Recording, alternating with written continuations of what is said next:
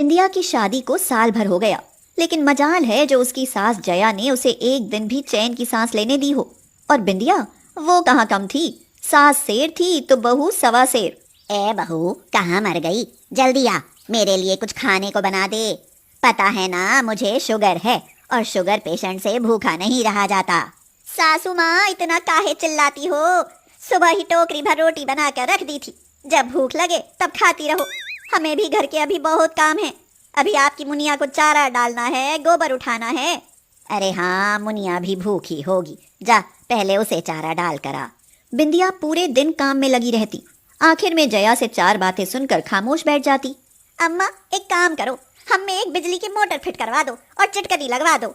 जब जो उन काम की जरूरत पड़े तब चिटकनी दबाए दी। कभी अपना खाना, कभी मुनिया का खाना। कभी हमारे खाने के बारे में सोचा है? हमें मोमोज खाए हुए महीना बीत गया, महीना। ओहो, ये मोमोज का नाम लेना तो मेरे लिए जैसे गुनाह हो गया है। सुनते ही मुंह में पानी भर आता है, और यहाँ है कौन जो मुझे मोमोज खिलाएगा? मोमोज ना हुआ, जाने क्या हुआ। मैं तो छू भी ना। भला कच्ची मैदा पानी पर पकाकर कौन खाए?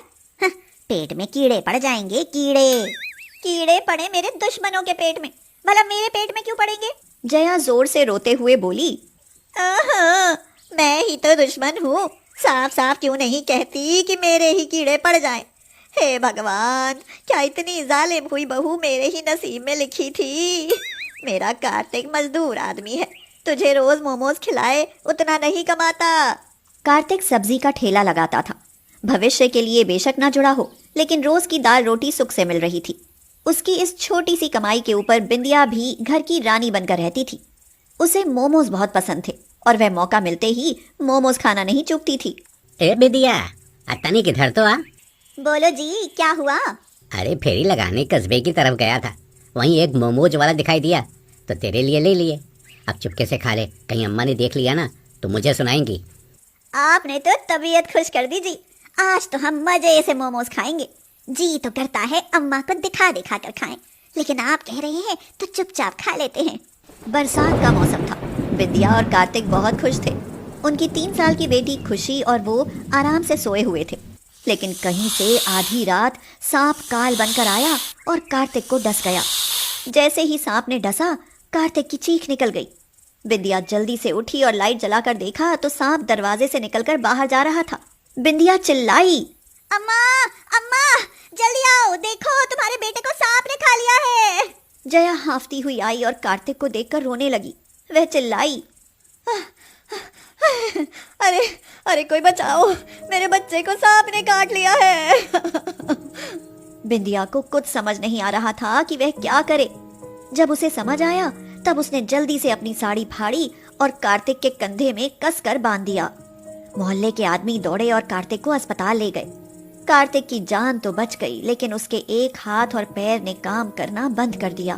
बिंदिया, मैं तो अपाहिज हो गया रे। अब तो मेरी जिम्मेदारी भी तेरे सिर आ गई। अब तुम क्या करोगी, कैसे संभालोगी हम सबको? हम सब संभाल लेंगे जी, आप बिल्कुल चिंता न करें। आपकी जान बच गई, हमारे लिए तो ये ही बहुत है। अगर आपको कुछ हो जाता ना तो हम पंखे से लटक कर अपनी जान दे देते। हाँ, बताए देते हैं। ऐसा मत बोल बिंदिया, मुझे कुछ होता तो कोई बात नहीं, लेकिन तेरी खुशी के लिए तो जीना है। कुछ दिन तो बीत गए, लेकिन जैसे ही घर का राशन पानी खत्म हुआ तो जया की बड़बड़ शुरू होने लगी। अगर 4 पैसे बचाए होते तो आज बुरे समय में काम आ जाते। जुबान ही इतनी चटोरी है, रोज रोज मोमोज चाहिए होते थे तो पैसे बचते ही कहाँ से? बिंदिया गुस्से में बोली, हाँ हाँ, जैसे सारा बैंक खाता हमरे मोमोज ने ही खाली कर दिया। हम खाते ही इतना है, क्या करें? बिंदिया पैर मारते हुए कमरे में चली गई और सोचने लगी कि अब क्या किया जाए। अब क्या किया जाए? अब तो सारा दोष हमरे मोमोज को ही दिया जाएगा। घर का खर्चा चलाने के लिए अब हमें कोई ना कोई काम जरूर करना पड़ेगा। तभी उसके दिमाग में मोमोज को लेकर विचार आया। वह सोचने लगी, क्यों ना हम भी खुद मोमोज बनाकर बेचें? अरे बेचे क्या, बेचेंगे ही। अब जया पर्दा जी को दिखाएंगे कि मोमोज कितने काम की चीज है। बिंदिया के पास सिर्फ कार्तिक का ठेला था और कुछ नहीं था। मोमोज के सामान के लिए कुछ पैसे तो चाहिए ही थे। बिंदिया के पास कोई प्रॉपर्टी तो नहीं थी, बस एक भैंस थी, मुनिया। उसने बिना जया की इजाजत के भैंस बेच दी और सामान खरीद लाई। जया 2-4 दिन बिंदिया से मुनिया के लिए लड़ती रही, लेकिन फिर शांत हो गई।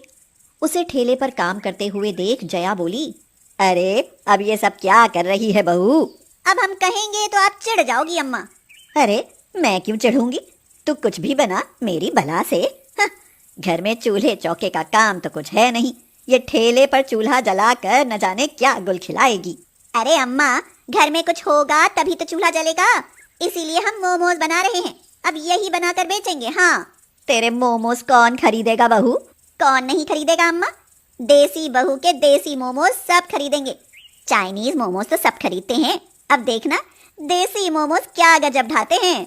मैं भी देखती हूँ कि क्या गुल खिलाते हैं तेरे देसी मोमोज। हाँ, अब तो बिंदिया को सनक थी कि उसे अपनी सास की नज़र में कुछ करके दिखाना था, और वो भी देसी मोमोज बेचकर। उसी दिन से ही उसने मोमोज बेचने का काम शुरू कर दिया। उसने ठेले पर बोर्ड लगवा दिया जिस पर लिखा था, देसी बहू के देसी मोमोज। हैं? देसी बहू के देसी मोमोज?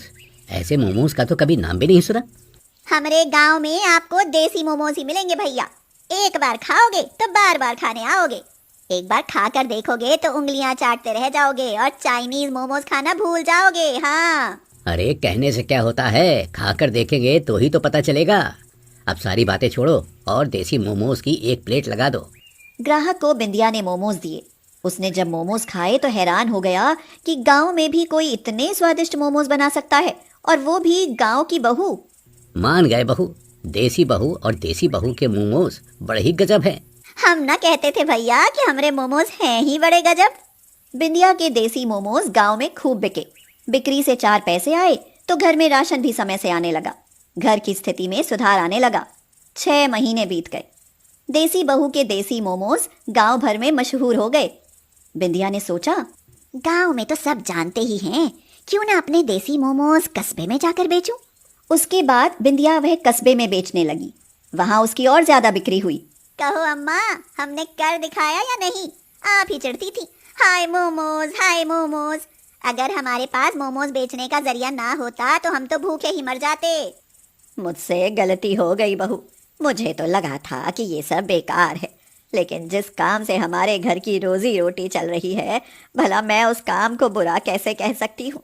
और मुझे फक्र है तुझ पर, भगवान ऐसी बहू सबको दे। क्या क्या कहा अम्मा? जोर से कहना, हमने अभी सुना नहीं। चल हट, काम कर अपना, मैं जानती हूँ कि तू मेरी फिरकी ले रही है। कार्तिक सास बहू के प्यार को देखकर मंद मंद मुस्कुरा रहा था। बिंदिया कार्तिक को देखकर बोली, आप चिंता ना करो जी, मैं जल्दी ही आपको शहर ले जाकर आपका इलाज कराऊंगी, बस मेरे देसी मोमोज ऐसे ही बिकते रहें। कुछ समय बाद बिंदिया ने कार्तिक का इलाज अच्छे हॉस्पिटल में कराया और वो ठीक हो गया। फिर दोनों मिलकर देसी बहू के देसी मोमोज बेचने लगे।